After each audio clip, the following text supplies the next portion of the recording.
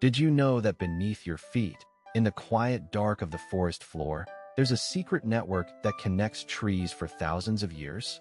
This video will take you on a journey through the amazing world of fungi networks in forests, and we're going to explain it at 5 completely different levels. By the end, you'll see the natural world in a whole new way, and maybe even feel a little more connected to it.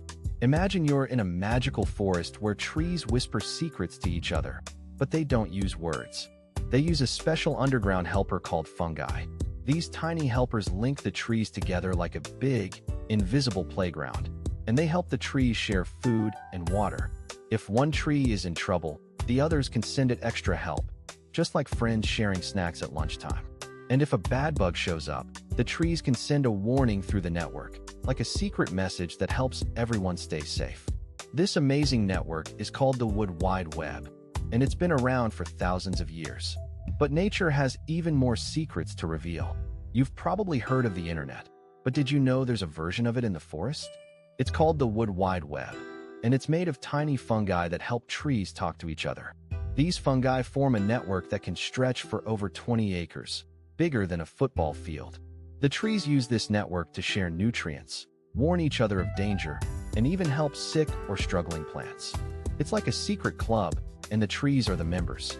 Now let's look at the science driving all of this.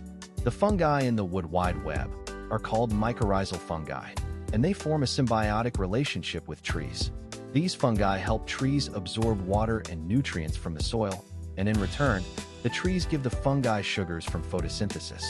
This network can span for over 20 acres, and some of these networks are over 2,400 years old.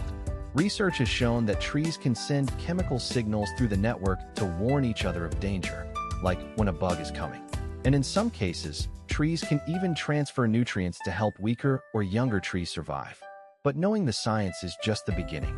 Fungi networks in forests are being studied for their potential in medicine, agriculture, and biotechnology. Scientists are exploring how these networks can help improve crop yields and reduce the need for chemical fertilizers. In medicine, researchers are looking into the compounds produced by these fungi for their potential in treating diseases.